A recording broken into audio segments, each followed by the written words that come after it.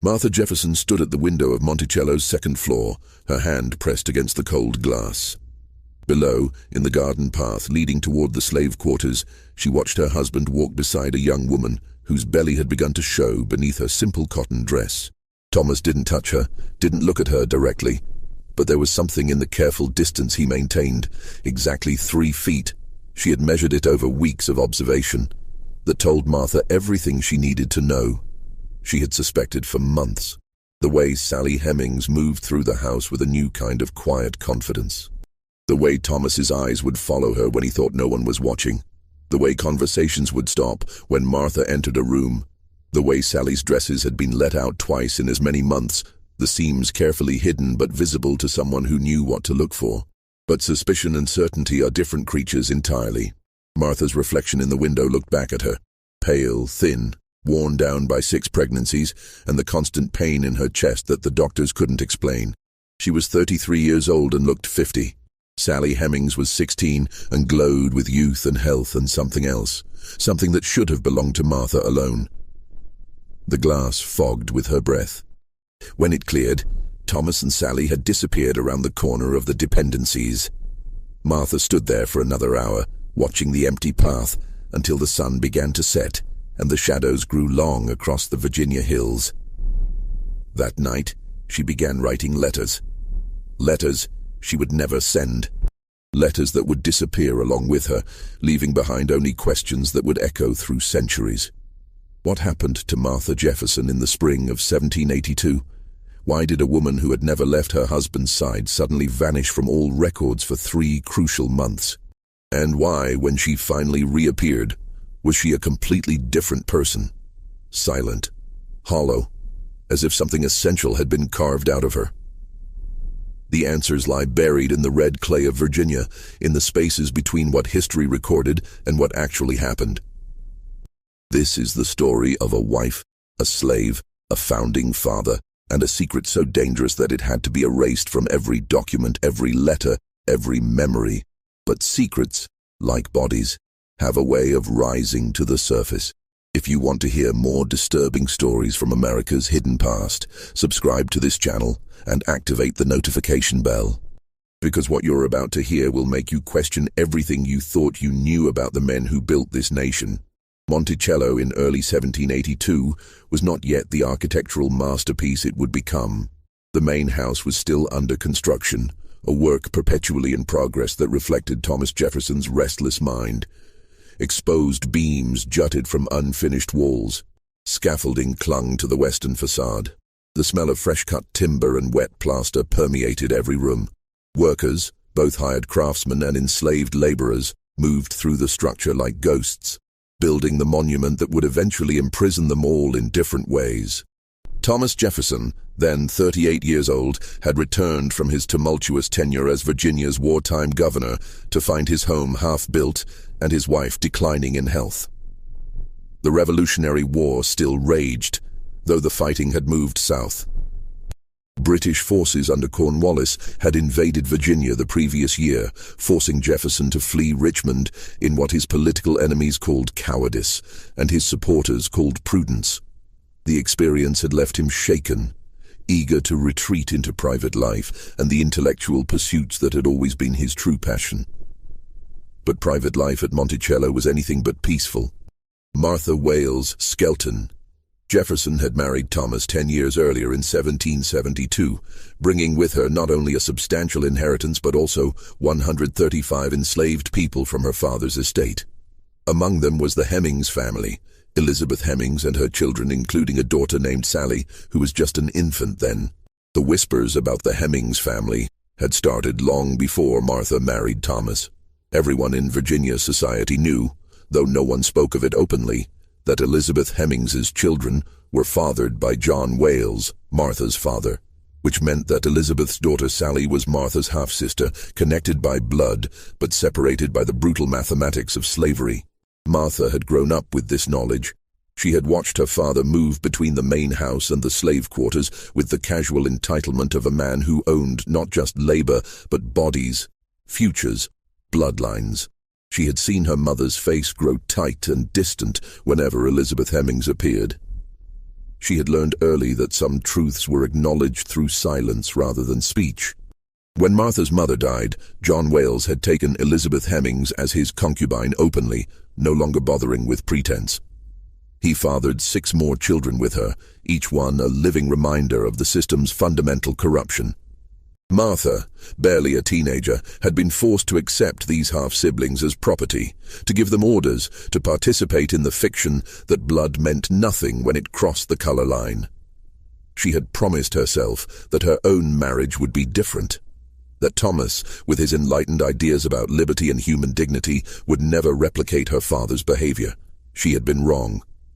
The plantation operated with the brutal efficiency common to Virginia estates of the period. Nearly 200 enslaved people worked the tobacco fields, the vegetable gardens, the nail factory, the textile workshop, and the house itself. They built the walls that would imprison them.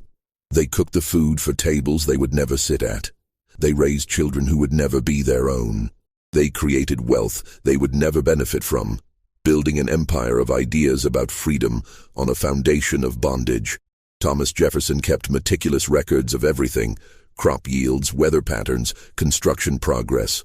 The births and deaths of enslaved people tracked with the same attention he gave to his garden vegetables.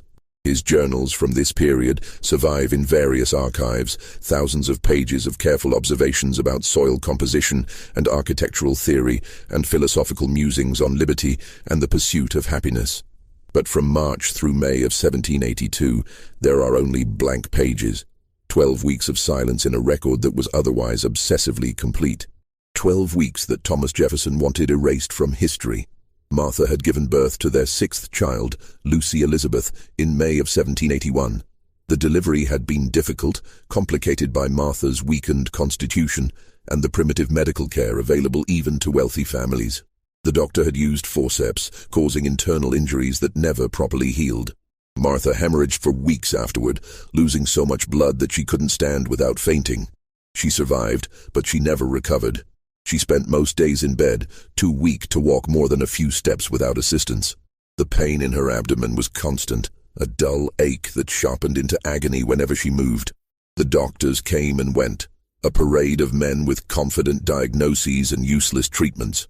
They prescribed laudanum for the pain, which helped but left her mind foggy and disconnected. They prescribed bloodletting for the weakness, which only made her weaker. They prescribed bed rest and fresh air and various tonics that tasted like poison and probably were. Nothing helped. Martha was dying, slowly, and everyone knew it. Thomas hired additional house servants to care for her. Sally Hemings, who had just turned 15, was brought up from the weaving house where she had been learning textile work. She was assigned light duties, bringing meals to Martha's room, changing linens, reading aloud when Martha's eyes grew too tired, sitting quietly in case Martha needed anything. Sally was unusually beautiful, with light skin inherited from her white father and delicate features that made visitors mistake her for a member of the family rather than property. She had hazel eyes, unusual in the slave quarters, and hair that fell in soft waves rather than tight curls. She was also intelligent, quick to learn, observant in a way that made some people uncomfortable. She could read, a skill Elizabeth Hemings had secretly taught her children despite the laws against slave literacy. She could play the harpsichord, having learned by listening to Martha's lessons and practicing when the family was away.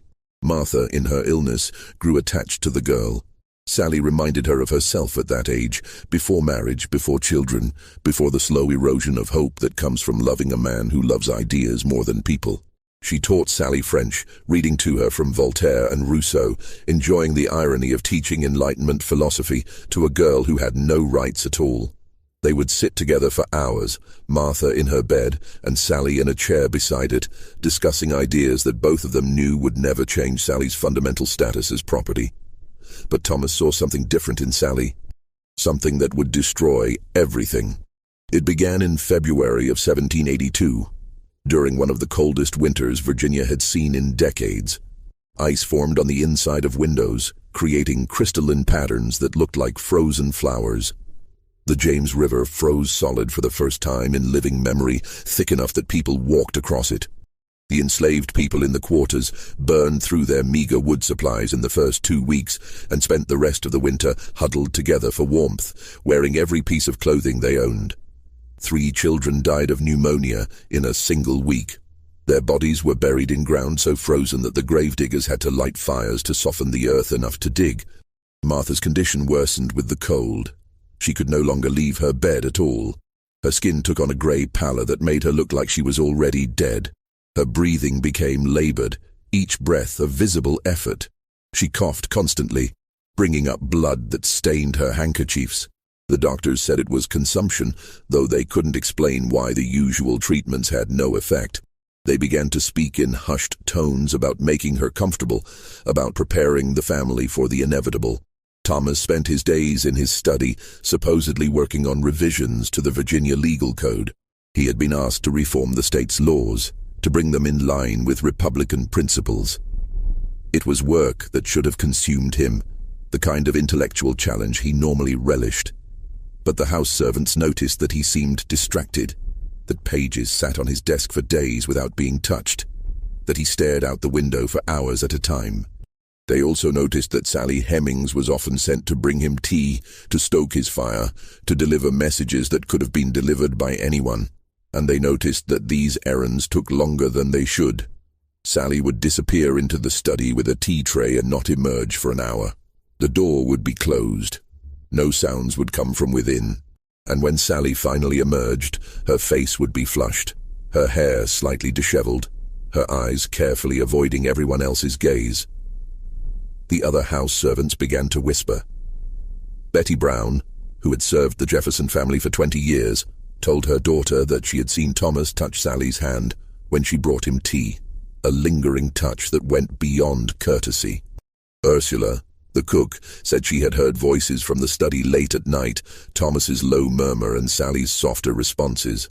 Martin Hemings, Sally's brother and Thomas's personal servant, said nothing, but his face grew tight and angry whenever Sally's name was mentioned. Martha noticed too. Even through the fog of laudanum, she saw the way Thomas looked at Sally. She heard the footsteps in the hallway late at night, the soft closing of doors, the whispered conversations that stopped when she called out. She noticed that Sally had new dresses, better fabric than the other house servants wore. She noticed that Sally was excused from the hardest work, that she was given privileges that created resentment among the other enslaved people. And she noticed, with a sick certainty that cut through the laudanum haze, that Sally's body was changing.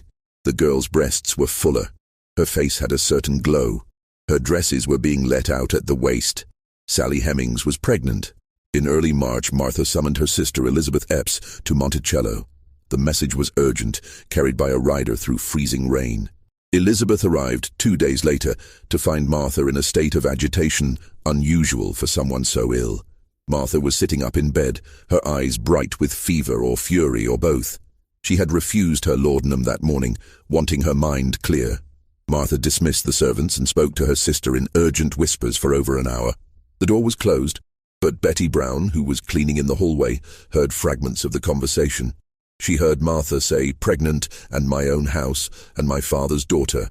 She heard Elizabeth's shocked responses, her attempts to calm Martha, her suggestions that Martha might be mistaken.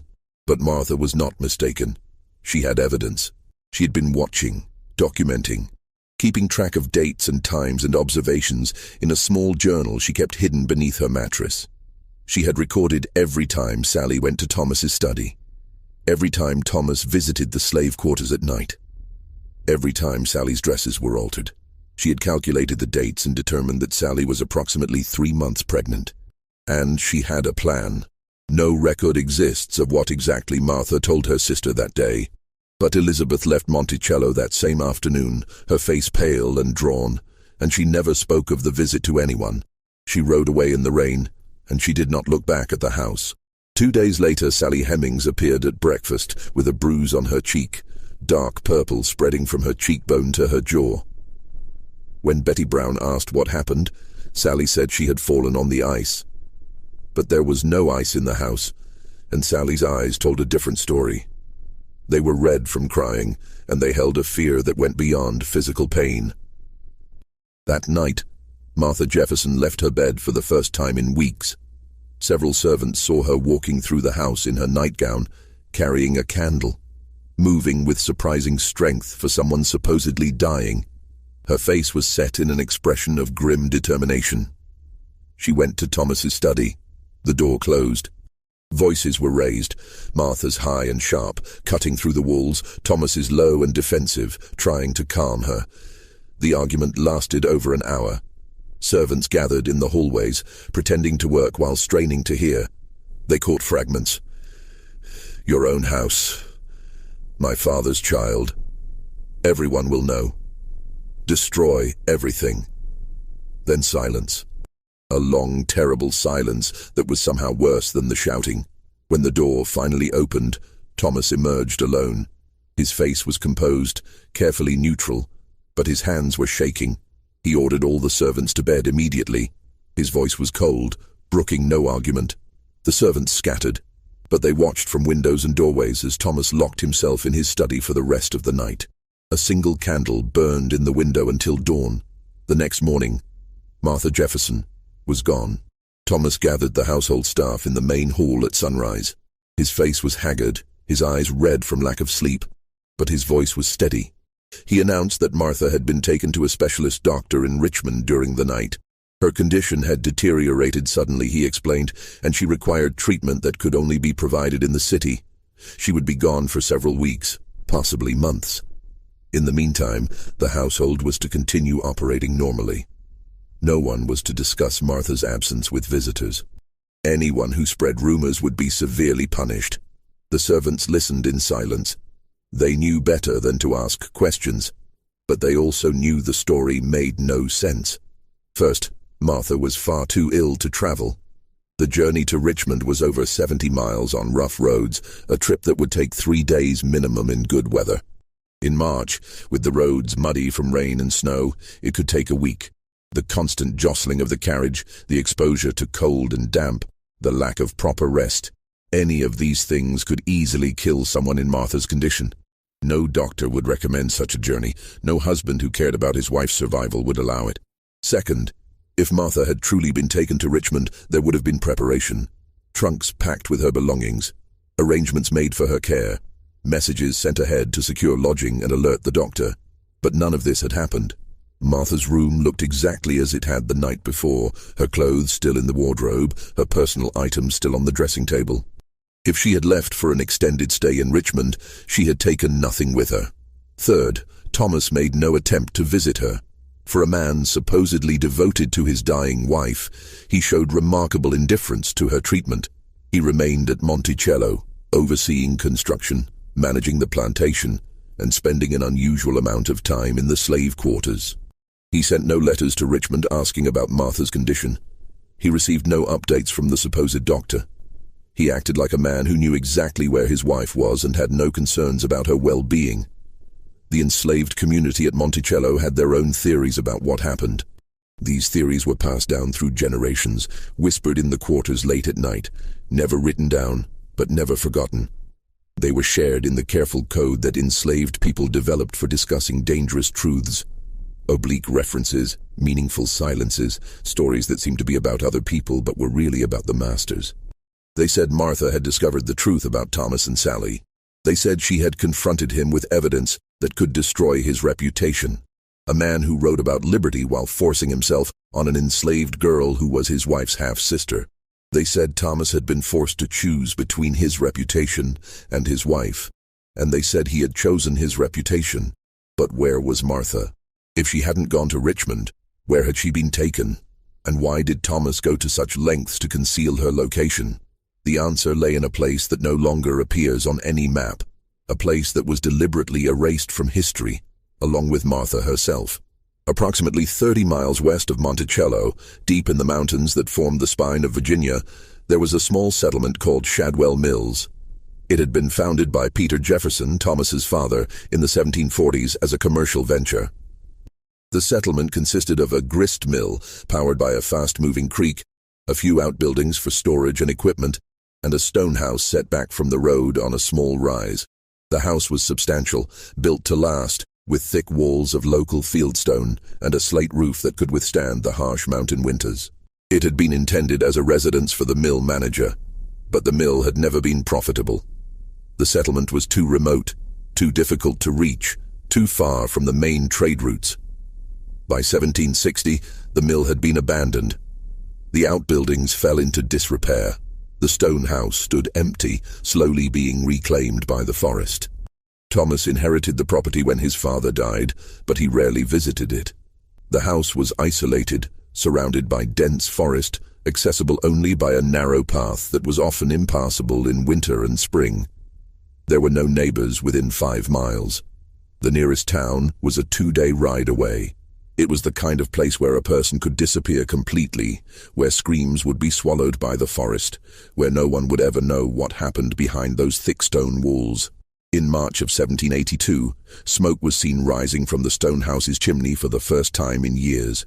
A local hunter named William Crawford, tracking deer through the mountains, noticed it and thought it strange. He approached cautiously and saw that the house had been recently occupied. The windows had been shuttered from the inside. Fresh firewood was stacked by the door. A carriage stood in what had once been a yard, now overgrown with weeds. Crawford watched from the tree line for over an hour. He saw 2 enslaved men from Monticello. He recognized them from having sold game to the plantation, carrying supplies into the house.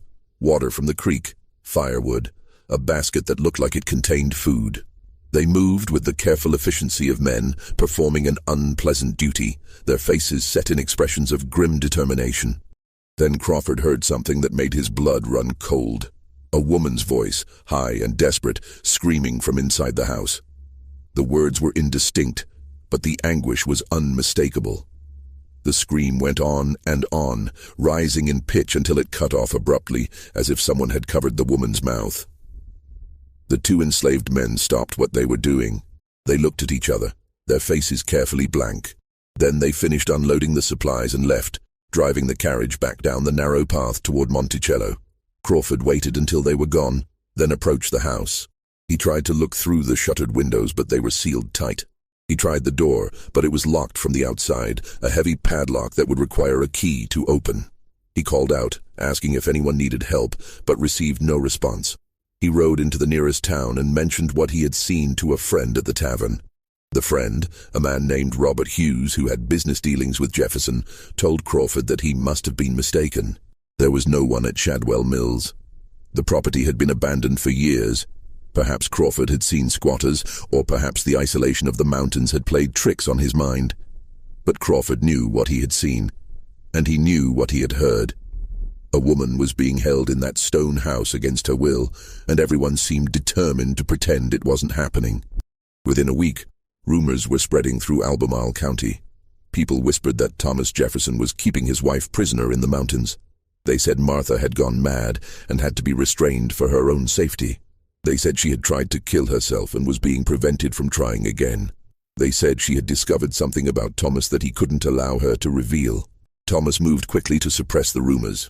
He visited Robert Hughes personally and suggested that spreading false stories about a governor's family could be considered sedition, a serious crime in wartime Virginia. He reminded Hughes that he had the power to make life very difficult for people who worked against him. Hughes understood the message and stopped talking about Shadwell Mills. Thomas also visited the tavern where Crawford had first mentioned the stone house.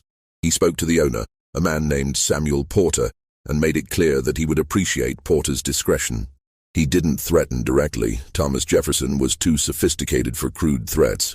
But he mentioned that he was reviewing the tavern licenses in the county and that some establishments might not meet the new standards he was considering. Porter got the message. When Crawford came back to the tavern and tried to talk about what he had seen, Porter told him to keep quiet. He said that some things were better left alone, that powerful men had long memories, that a hunter who wanted to keep hunting on Jefferson's land should learn when to keep his mouth shut. Crawford was offered a generous payment, £50, more money than he could make in a year, to leave Virginia and start fresh in Kentucky. The money came from Thomas Jefferson's personal account, though the transaction was handled through an intermediary, so there would be no direct connection. Crawford accepted. He left Virginia in April of 1782 and was never heard from again. Whether he actually made it to Kentucky, or whether he met with an accident along the way, no one knows. The two enslaved men who had been stationed at Shadwell Mills, Jupiter Evans and George Granger, were sold to a plantation in Georgia within a month of Martha's disappearance. The sale was unusual because both men were skilled workers, valuable to the plantation, and had families at Monticello. Selling them meant breaking up families, separating husbands from wives and fathers from children, which Thomas Jefferson publicly claimed to avoid whenever possible. But Jupiter and George knew what had happened in that stone house.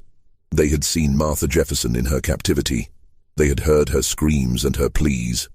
They had been forced to participate in her imprisonment, bringing her food and water and firewood, maintaining the fiction that she was being cared for when she was really being broken. They were sent 1,000 miles away, to a place where no one would believe their stories, even if they dared to tell them. They were separated from everyone they knew, isolated in a new and hostile environment, their knowledge buried with them. Jupiter died in 1790, killed in an accident at the Georgia plantation. George lived until 1808, but he never spoke about his time at Shadwell Mills. The knowledge died with him, or so Thomas Jefferson believed. But one person knew the truth. One person had been there, at Shadwell Mills, during those first terrible weeks. One person had seen Martha in her captivity, had heard her accusations and her threats, had witnessed the systematic destruction of a woman's mind and spirit. Sally Hemings knew. And Sally Hemings was pregnant with Thomas Jefferson's child. By April, Sally's condition could no longer be hidden. Her belly swelled beneath her dresses, visible to anyone who looked. The other enslaved women in the house began to whisper among themselves, their voices carrying a mixture of sympathy and resentment. Some felt sorry for Sally. She was just a child herself, barely 16, and everyone knew she had no choice in what happened to her. The master wanted her, and an enslaved woman had no right to refuse. It was rape by definition, though no one used that word. They called it taking advantage, or having his way, or simply what masters do. Others were resentful. They saw in Sally's pregnancy a kind of favor, a closeness to the master that might bring privileges. Sally had already been given better quarters, excused from field work, provided with nicer clothing. Now she would have the master's child, and that child might be treated differently than other enslaved children. It created a hierarchy within the slave community, a division between those who had the master's favor and those who didn't. Sally herself said nothing. She moved through the house like a ghost, performing her duties with mechanical efficiency, her face carefully blank. She didn't complain about her condition. She didn't ask for special treatment. She didn't confide in anyone about what had happened between her and Thomas Jefferson. She simply endured, as enslaved women had endured for generations, carrying a burden she had never chosen and could never escape. Thomas said nothing publicly about Sally's condition, but he made arrangements. Sally was moved from the main house to a small cabin near the stables, away from the other servants. The cabin was better than most slave quarters. It had a wooden floor instead of dirt, a proper fireplace instead of a fire pit, a real bed instead of a straw pallet. Sally was given better food, warmer blankets, and excused from all heavy work. A midwife was assigned to check on her regularly, ensuring that the pregnancy progressed normally. These small kindnesses were noted by everyone and understood by no one. Why was Thomas Jefferson taking such care of an enslaved girl's pregnancy? He had never shown such concern for the dozens of other enslaved women at Monticello who had given birth over the years. Their pregnancies were recorded in his farm book with the same attention he gave to the breeding of livestock, a note about the date, the sex of the child, whether mother and baby survived. But Sally was different. Sally was receiving the kind of care usually reserved for family members. The whispers grew louder. People began to speculate openly about the baby's paternity. Some said it was Thomas Jefferson's child, pointing to the special treatment as evidence.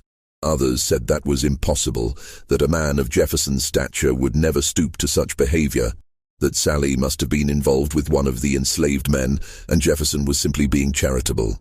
But the enslaved community knew the truth. They had seen Thomas visiting Sally's cabin at night. They had seen the way he looked at her, the way he touched her hand when he thought no one was watching. They had heard Sally crying in her cabin after his visits, soft sobs that she tried to muffle so no one would hear. They knew exactly what was happening. and they knew there was nothing they could do about it. In late April, a letter arrived at Monticello from Elizabeth Epes, Martha's sister. The letter was formal and cold, very different from Elizabeth's usual warm correspondence. She was demanding to see her sister. She had written to the supposed doctor in Richmond and received no reply. She had sent messages to several other doctors in the city, asking if they were treating Martha Jefferson, and all had responded that they had no such patient. She was threatening to come to Monticello herself and search for Martha, to involve other family members, to make inquiries with the Virginia government about Martha's whereabouts. Thomas wrote back immediately. His letter, which survives in the Epes family archives, is a masterpiece of misdirection and subtle threat. He assured Elizabeth that Martha was receiving excellent care, that her condition was improving slowly, that she would return home as soon as she was strong enough to travel. He begged Elizabeth to be patient, to trust him, to understand that Martha needed complete rest and isolation to recover. Any disruption, any visitors, any stress could set back her recovery or even kill her. He also mentioned almost casually that he had recently revised his will. He had made generous provisions for Elizabeth and her children, ensuring that they would be financially secure even if something happened to him. He hoped she would find the arrangement satisfactory. He enclosed a copy of the relevant sections, showing exactly how much money Elizabeth stood to inherit. The implication was clear. Silence could be bought. Elizabeth's cooperation would be rewarded. Her interference would cost her dearly. Elizabeth did not come to Monticello, but she also did not stop asking questions. She wrote to friends in Richmond, to doctors, to anyone who might have information about Martha's whereabouts. She was careful, diplomatic, never directly accusing Thomas of anything improper. But her persistence was dangerous. She was creating a record of her concerns, a paper trail that could be used against Thomas if Martha never returned or returned in a condition that raised questions. Thomas needed Martha to reappear, but the woman locked in the stone house at Shadwell Mills was no longer capable of playing the role of Virginia's First Lady. The servants who had been sent to care for Martha in her isolation, a rotation of enslaved women who were brought to Shadwell Mills for a few days at a time and then returned to Monticello, brought back disturbing reports. They whispered to each other in the quarters late at night, sharing what they had seen in voices barely above a whisper. Martha had stopped eating. She would take a few bites of food and then push the plate away, saying it was poisoned. She had lost so much weight that her bones showed through her skin. Her hair, which had once been thick and lustrous, was falling out in clumps. She had torn out patches of it herself, leaving bald spots on her scalp. She spent hours staring at the stone walls, not speaking, not responding to questions. Sometimes she would suddenly start talking, rapid streams of words that made no sense, fragments of prayers and accusations and pleas for mercy all jumbled together. She talked about Sally, about the baby, about betrayal and revenge. She talked about her father, about the Hemmings family, about the fundamental corruption of the system they all lived in, and she had scratched words into the stone walls with her fingernails. The women who saw these scratches were horrified. Some were Bible verses about adultery and punishment. Some were accusations against Thomas, calling him a hypocrite and a liar. Some were threats, promises of revenge that Martha would never be able to carry out. And some were simply pleas. Let me out. Please let me out. I'll be good. I'll be quiet. Just let me out. Her fingernails were broken and bloody from scratching at the stone. The women tried to bandage her hands, but Martha would tear off the bandages and start scratching again. It was as if she was trying to claw her way through the walls, to escape through sheer force of will. A doctor was brought to examine her, not a Richmond specialist, but a discreet physician from Staunton named Dr. William Carr, who was known for treating difficult cases and keeping secrets. Dr. Carr spent an hour with Martha and emerged looking shaken. He told Thomas that Martha was suffering from severe melancholia, possibly complicated by brain fever. Her mind had been damaged, perhaps permanently, by the combination of physical illness, emotional trauma, and isolation. Dr. Carr recommended continued isolation, laudanum for agitation, and prayer. He said that Martha might recover with time, or she might not. He said that bringing her back into society in her current condition would be disastrous. She would make wild accusations, behave inappropriately, embarrass the family. Better to keep her isolated until she either recovered or died. He did not recommend that she be returned to her family. He did not suggest that she be allowed visitors. He did not question why a woman supposedly receiving medical treatment was being kept locked in an abandoned house in the mountains rather than in a proper hospital or sanatorium. Dr. Carr was paid £100 for his consultation and his silence. He returned to Staunton and never spoke of Martha Jefferson again. When he died in 1795, his personal papers were burned by his widow, who said only that her husband had treated many patients whose privacy needed to be protected even after death. But Thomas had no choice. Elizabeth's questions were attracting attention. Other family members were beginning to ask why they hadn't heard from Martha in months. Visitors to Monticello were commenting on her absence, expressing concern, offering to help. The fiction of the Richmond doctor was becoming impossible to maintain. Someone would eventually go to Richmond and search for Martha themselves, and when they found no trace of her, the questions would become accusations. In mid-May, Thomas made a decision. Martha would return to Monticello. But she would return, changed, broken, incapable of telling anyone what had happened to her. The question was, had she already been broken by 3 months of isolation and grief? Or did Thomas take additional steps to ensure her silence? On May 20th, 1782, Martha Jefferson returned to Monticello. She arrived at dawn, brought in a closed carriage that went directly to the main house without stopping. The servants were ordered to stay in their quarters until after sunrise. No one was to see her arrival. No one was to speak of it. But enslaved people have ways of seeing things they're not supposed to see. They have to, for survival. Their lives depend on knowing what the masters are doing, on anticipating moods and movements, on being invisible while remaining aware of everything. A young girl named Betsy, who worked in the kitchen, was up early starting the fires for breakfast. She had to be.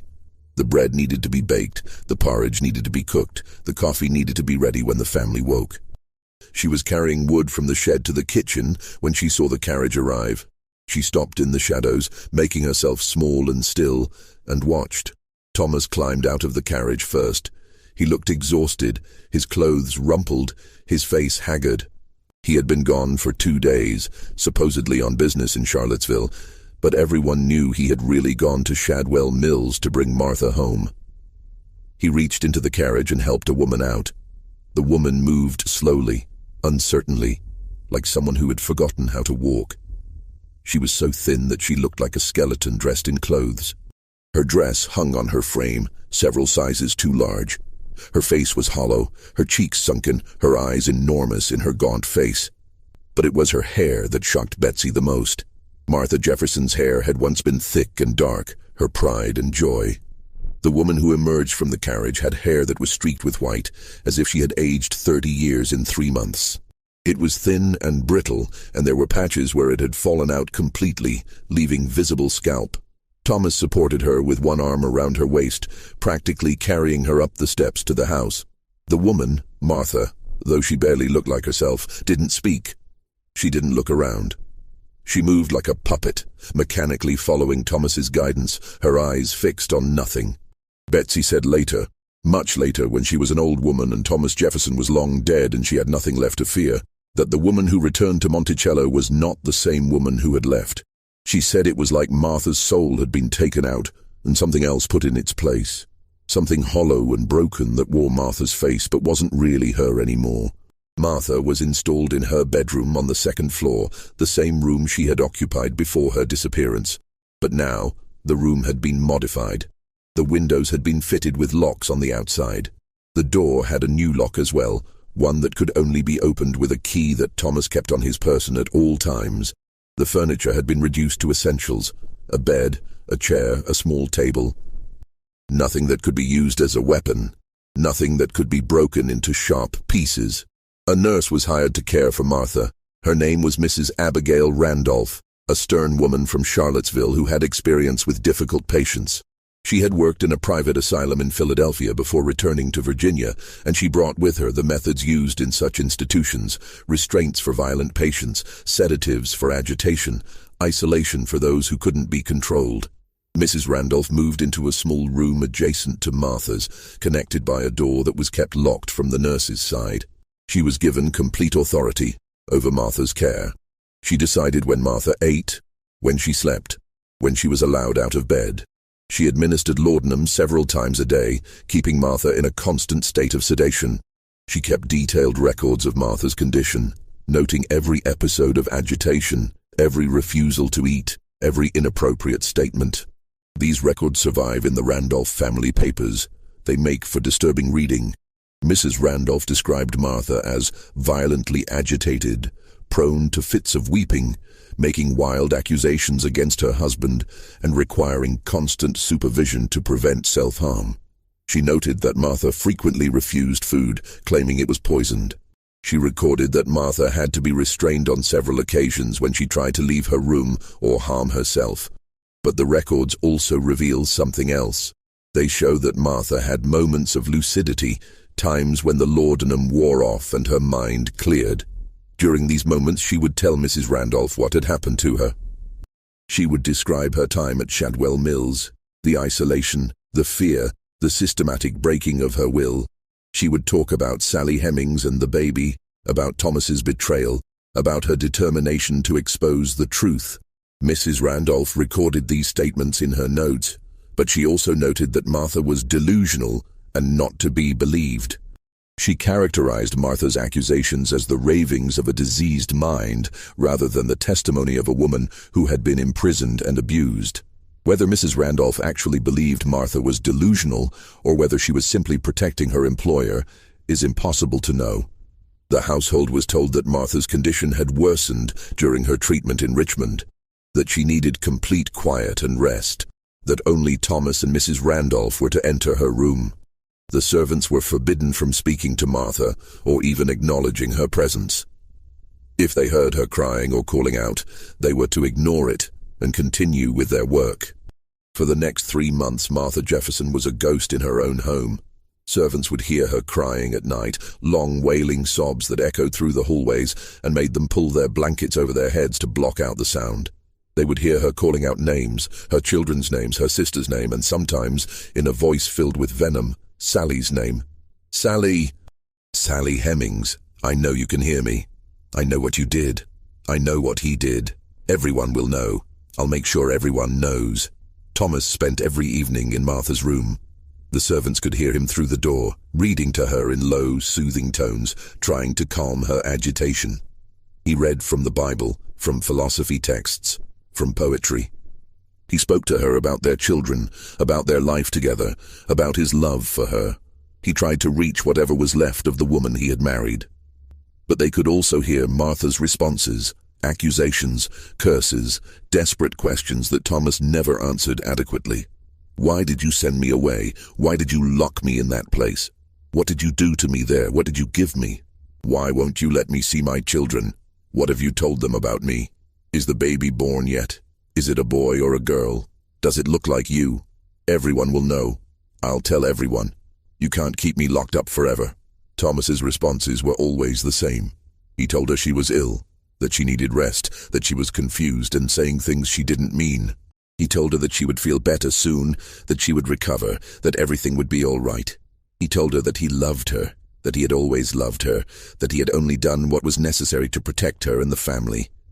But Martha didn't believe him, and she never stopped trying to escape. Martha's children had not been allowed to see her since before her disappearance. Patsy, who was 9 years old, and Polly, who was 3, were told their mother was too ill to see them. They were sent to stay with relatives, Patsy with her Aunt Elizabeth Epps, Polly with another family member.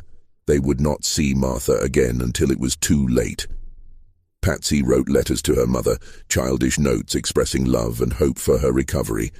These letters were given to Thomas, who promised to read them to Martha. Whether he actually did is unknown. The letters survive in the Jefferson family papers, but there are no responses from Martha. No messages of love for her daughters. No reassurances that she would see them soon. Just silence.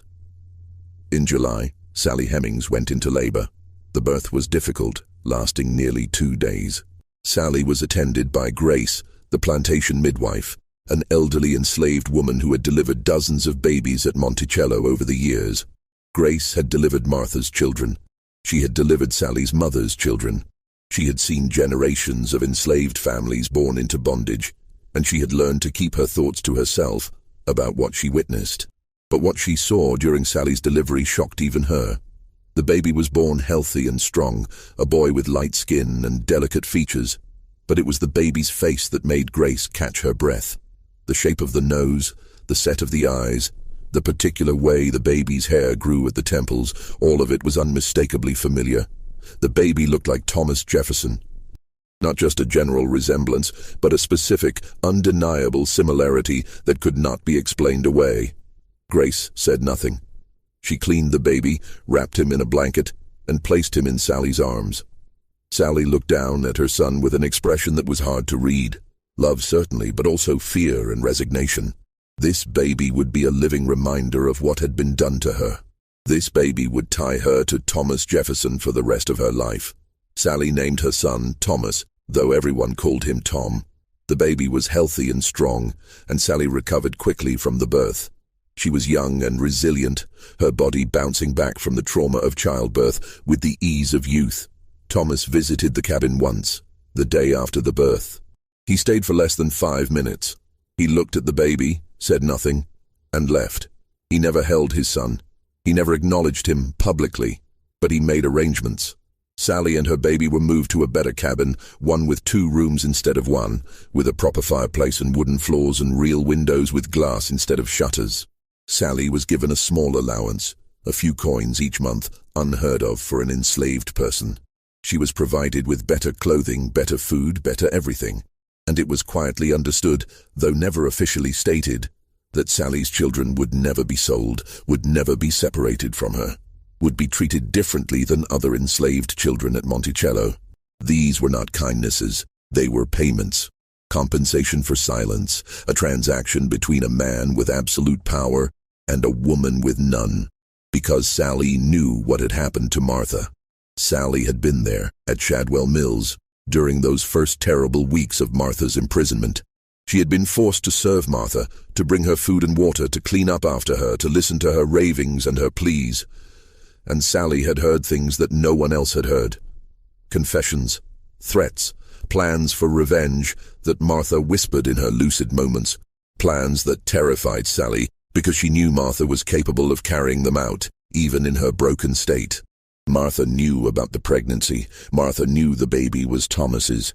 And Martha had promised Sally that she would make them both pay, that she would find a way to expose the truth, that she would destroy Thomas's reputation even if it cost her own life.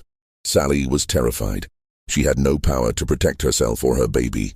She was completely dependent on Thomas's goodwill, and she knew that goodwill could evaporate at any moment. She had seen what Thomas did to Martha when Martha became inconvenient. What would he do to Sally if she became a threat? So Sally stayed quiet. She accepted the better cabin and the small allowance and the promises about her children. She played the role of the grateful slave, the willing mistress, the woman who had no complaints about her situation. She buried her fear and her anger and her knowledge deep inside, where no one could see it. But she never forgot, and she never forgave. On September 6, 1782, Martha Jefferson died. The official cause of death was listed as complications from childbirth. The delivery of Lucy Elizabeth 15 months earlier had weakened her beyond recovery, and she had finally succumbed to the long decline. But the timing was suspicious.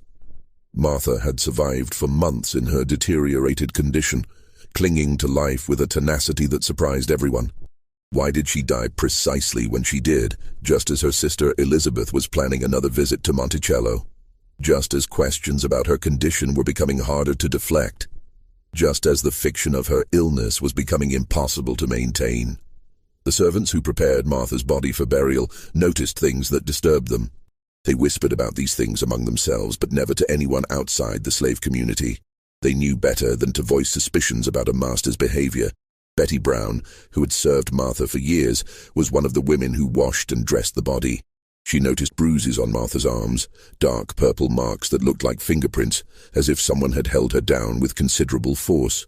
She noticed a strange smell on Martha's breath, bitter and chemical, not the usual smell of laudanum.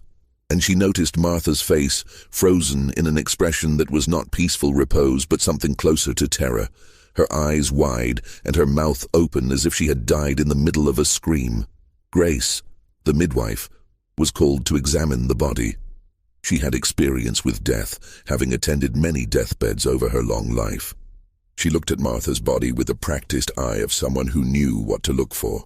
Then she pulled Thomas aside and spoke to him in a low voice that no one else could hear. What she told him was never recorded, but Thomas's reaction was noted by several people. He went pale, stumbled, and had to sit down. His hands were shaking.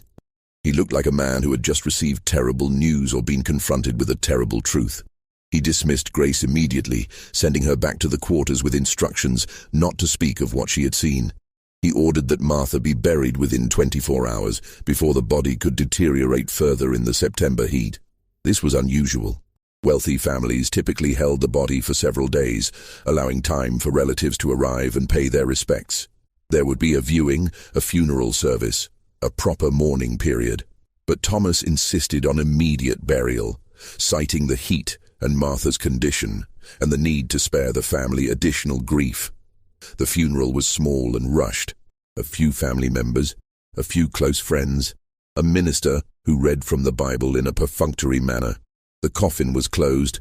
Thomas said that Martha's appearance would be too distressing for the family to see. No one was allowed to view the body one last time. Elizabeth Epps arrived just as the coffin was being lowered into the ground. She had ridden hard from her home, having received word of Martha's death only the day before. She was furious that she hadn't been notified earlier, that she hadn't been given time to say goodbye, that her sister was being buried with such unseemly haste. She demanded to see Martha's body one last time. She wanted to see her sister's face, to say a proper goodbye, to confirm that Martha was really dead and not just being hidden away again. Thomas refused. He said the coffin had been sealed, that Martha's body was not in a condition to be viewed, that it would be too traumatic for Elizabeth to see. He said that Elizabeth needed to trust him, that he had Martha's best interests at heart, that everything had been done properly.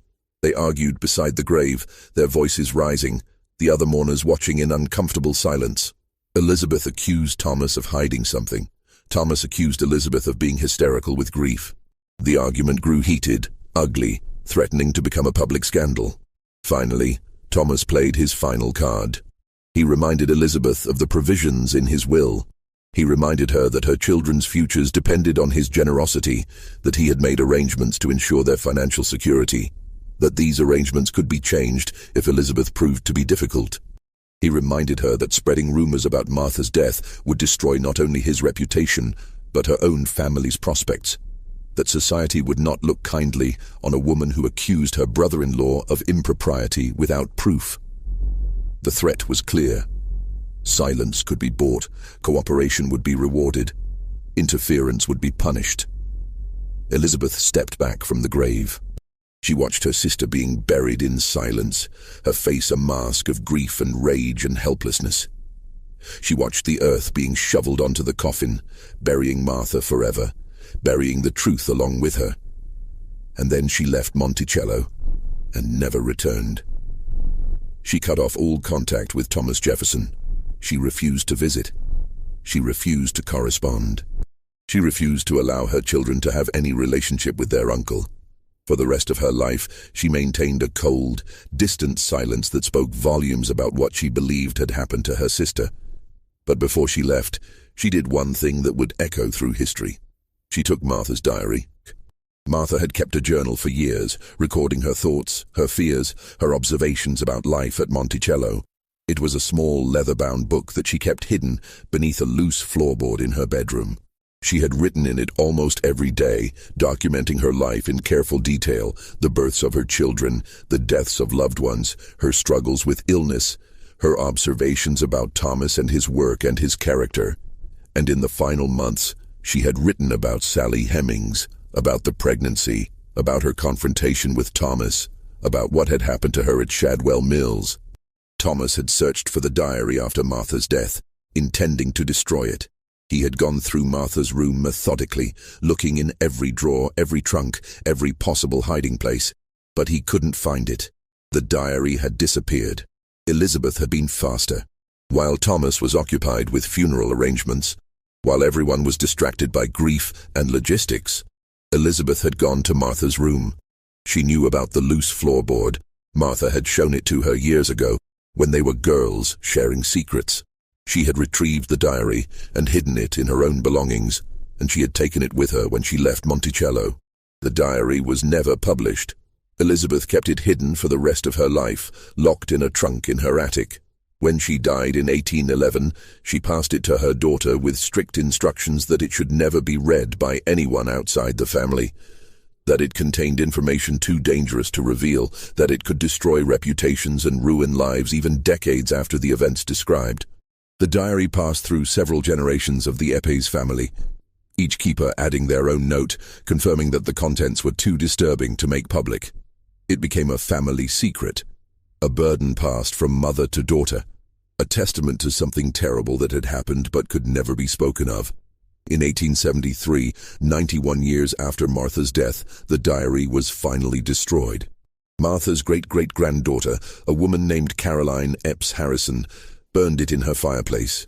She sat up all night, reading the diary page by page and then feeding each page to the flames, watching the secrets turn to ash. But before she burned it, she wrote a letter to her sister, describing what she had found. That letter survived. It's now in a private collection, held by descendants of the Epes family, never displayed publicly, never discussed in official Jefferson scholarship. Access to it is restricted, and researchers who request to see it are usually denied. But a few historians have been allowed to read the letter, under strict conditions of confidentiality. They report that it contains allegations so disturbing that they cannot be published even now, more than 2 centuries after the events described. The letter mentions Shadwell Mills. It mentions Sally Hemings and the baby. It mentions things that were done to Martha during her imprisonment, methods used to break her will and ensure her silence. And it mentions Martha's final words, spoken to Thomas on the night before she died. According to the letter, Martha called Thomas to her room and spoke to him with a clarity she hadn't shown in months. The laudanum had worn off, and her mind was clear for the first time since her return from Shadwell Mills. She told him that she knew what he had done to her. She told him that she would never forgive him. She told him that she had written everything down, that the truth would survive even if she didn't, that his children and grandchildren and great-grandchildren would eventually know what kind of man he really was. And then she said, "You sent me away to hide your shame, but shame has a way of surviving. Your children will know, history will know, and you will never escape what you've done." Those were her last words. She died that night, alone in her locked room, with only Mrs. Randolph present. The nurse's official report said that Martha died peacefully in her sleep, but the letter from Caroline Epes Harrison suggests otherwise. It suggests that Martha's death was not natural, that steps were taken to ensure she would never speak again, that the timing was too convenient to be coincidental. But there is no proof. There is only suspicion, whispers, a letter that few people have read and fewer still believe. After Martha's death, Thomas Jefferson destroyed almost everything connected to her. He burned her letters, hundreds of them, correspondence with family and friends spanning years.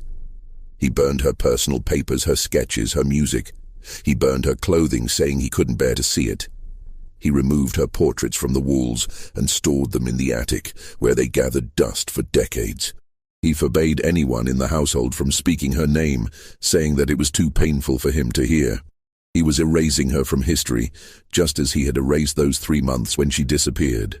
He was creating a narrative in which Martha was a tragic figure, a beloved wife who died young, a victim of illness rather than a woman who had been systematically destroyed by her husband's betrayal and cruelty.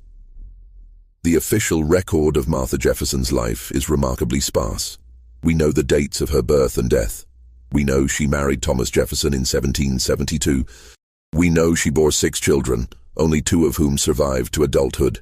We know she died at 33, supposedly from complications of childbirth. But we know almost nothing about who she was as a person. Her letters were destroyed. Her diary was destroyed. Her voice was silenced, both during her life and after her death. She exists in history as a shadow, a footnote in the story of a great man, a wife who had the misfortune to die young and leave her husband free to pursue his destiny. Sally Hemings remained at Monticello for the rest of Thomas Jefferson's life. She bore him 6 children in total, though only 4 survived to adulthood. The children were named Beverly, Harriet, Madison, and Eston. They all had light skin, light enough to pass for white, and they all bore a striking resemblance to Thomas Jefferson. Thomas never acknowledged them publicly. He never freed Sally during his lifetime, but he made provisions for her children in his will, freeing them when they came of age.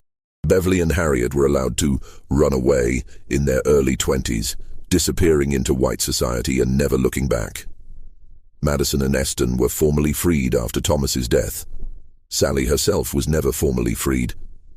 Instead, she was allowed to walk away after Thomas died in 1826, a legal fiction that gave her freedom without the official documentation that might raise questions about why she, alone among hundreds of enslaved people, received this privilege.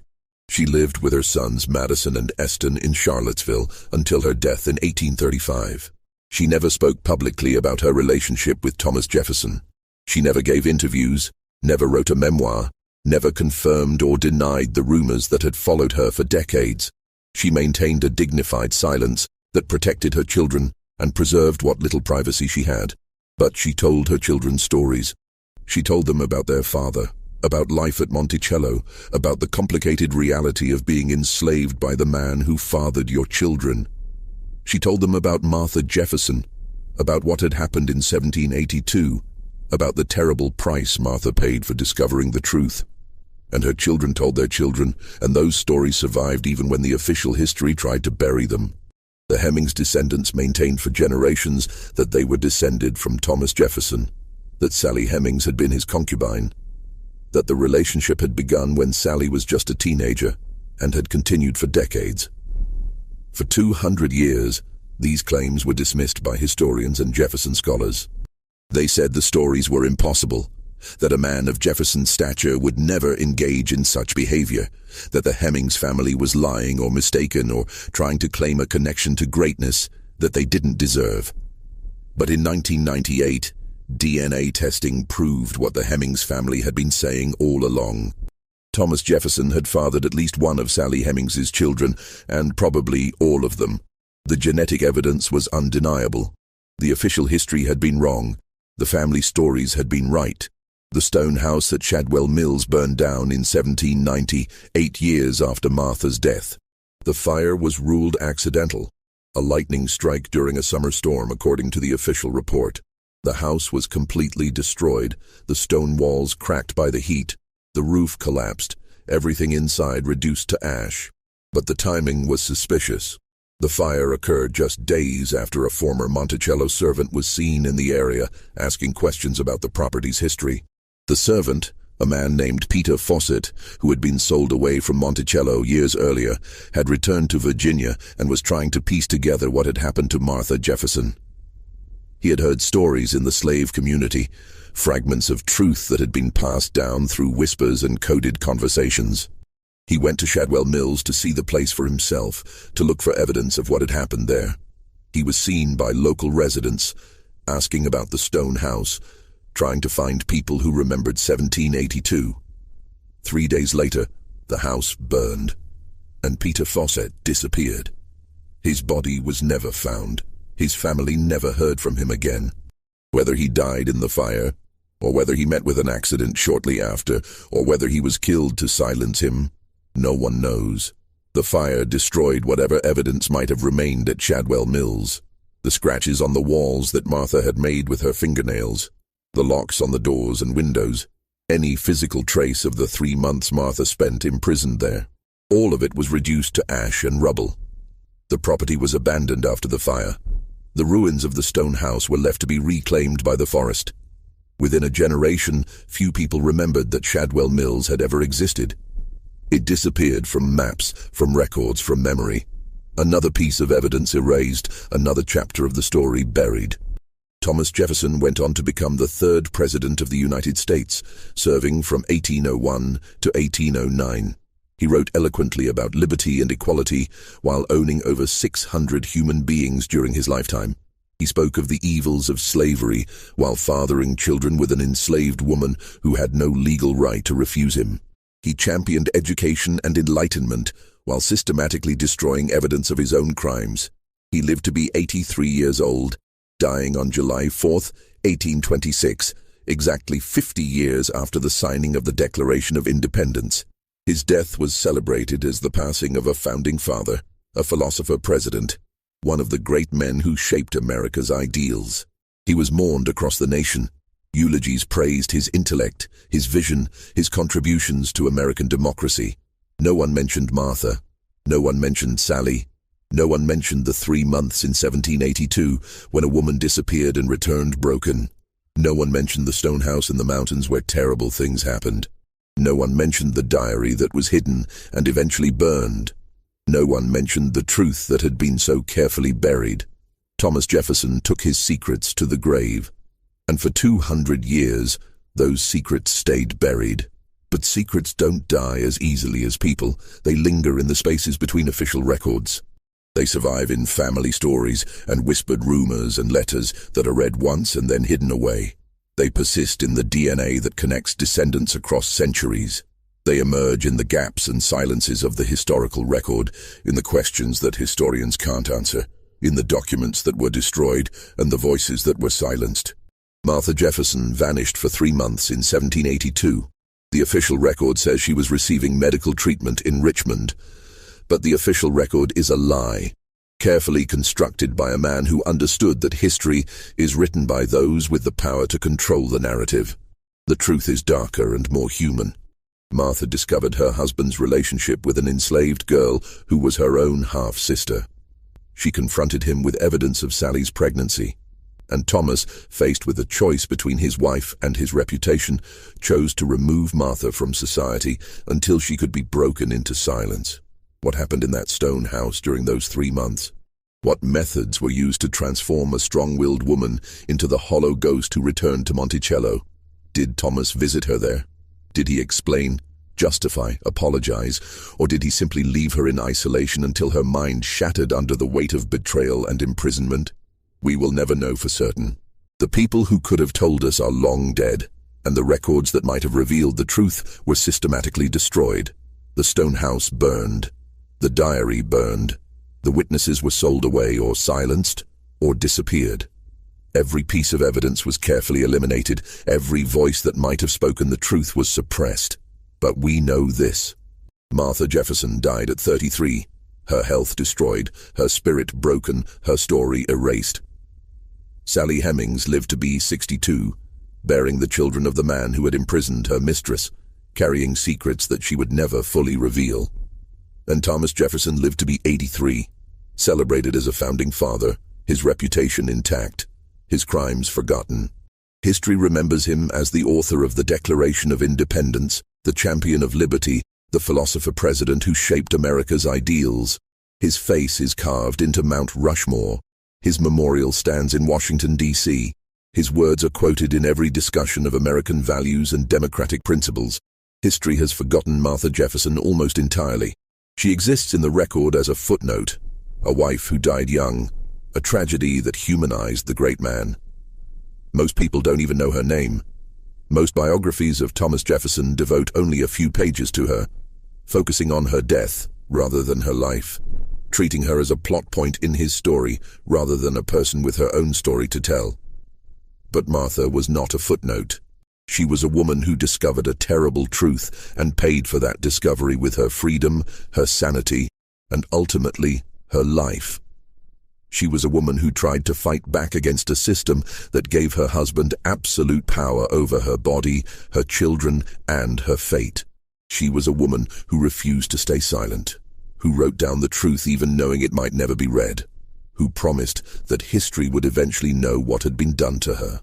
She was a woman who vanished, not into death, but into something worse, into deliberate erasure, into the blank pages of her husband's journal, into the silence that powerful men impose when the truth becomes inconvenient.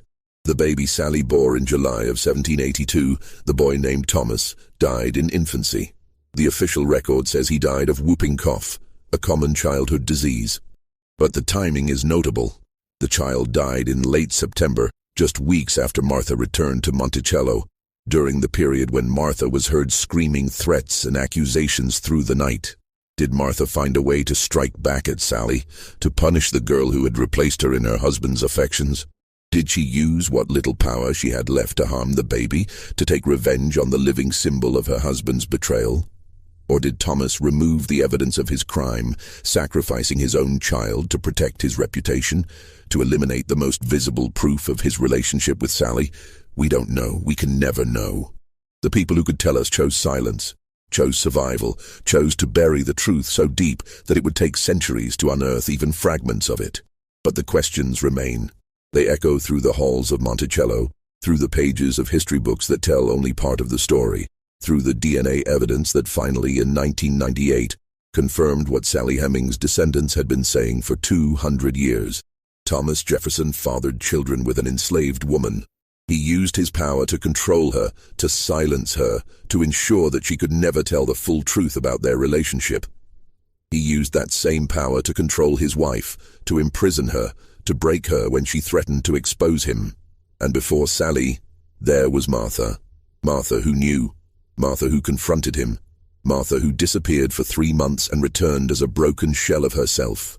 Martha who died under suspicious circumstances just when her continued existence was becoming inconvenient.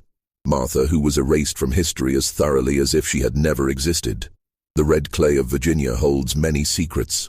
The foundations of Monticello were built by enslaved hands, and those hands buried truths that were never meant to surface. The house stands today as a monument to Thomas Jefferson's genius, a UNESCO World Heritage Site visited by hundreds of thousands of people each year. Tour guides speak of Jefferson's architectural innovations, his intellectual achievements, his contributions to American democracy. They mention Sally Hemings now briefly, acknowledging the relationship that was denied for so long. They talk about the complexity of Jefferson's legacy, the contradiction between his words about freedom and his actions as a slaveholder. They present it as a historical puzzle, a philosophical dilemma, an interesting footnote to a great man's story. But they don't talk about Martha. They don't talk about the 3 months she disappeared. They don't talk about the stone house in the mountains where she was held prisoner. They don't talk about the diary that was hidden and burned. They don't talk about the suspicious circumstances of her death. They don't talk about the systematic erasure of her story from the historical record, because Martha's story is not a footnote. It's not a puzzle or a dilemma or an interesting historical detail. It's a crime.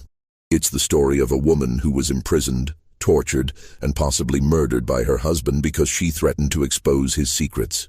It's the story of power used to silence truth, of history rewritten to protect the guilty, of a woman's voice stolen and her story erased. But erasure is never complete. There are always traces, always fragments, always whispers that survive.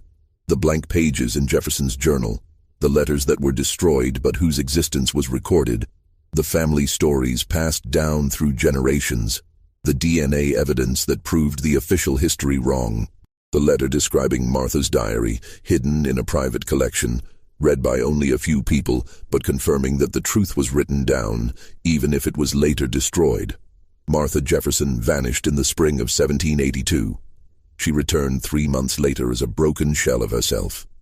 She died 6 months after that, her secrets dying with her, or so Thomas Jefferson believed. But secrets, like bodies, have a way of rising to the surface. The truth has a persistence that outlasts the people who try to bury it. And now, more than 200 years later, we can finally begin to piece together what happened to Martha Jefferson. We can see the gaps in the historical record and understand that they were created deliberately. We can read between the lines of official documents and see the truth they were designed to hide. We can listen to the stories that were dismissed for centuries and recognize them as testimony.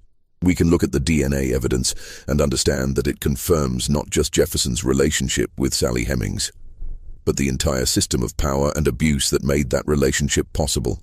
And we can remember Martha, not as a footnote in Thomas Jefferson's story, but as a woman with her own story, a woman who loved and suffered and fought back as best she could, a woman who was destroyed by the man who claimed to love her, erased by the man who wrote about liberty, silenced by the man who spoke about the rights of man. This is her story. This is what happened when a wife discovered her husband's betrayal and dared to confront him. This is what happened when a woman threatened the reputation of a powerful man. This is what happened when truth became inconvenient and had to be buried. This is the story that Thomas Jefferson tried to erase, but it survived in fragments and whispers and gaps in the record. It survived in the questions that historians couldn't answer and the documents that were destroyed. It survived in the family stories that were dismissed as lies and the DNA evidence that proved them true. And now you know. Now you know what happened to Martha Jefferson in 1782.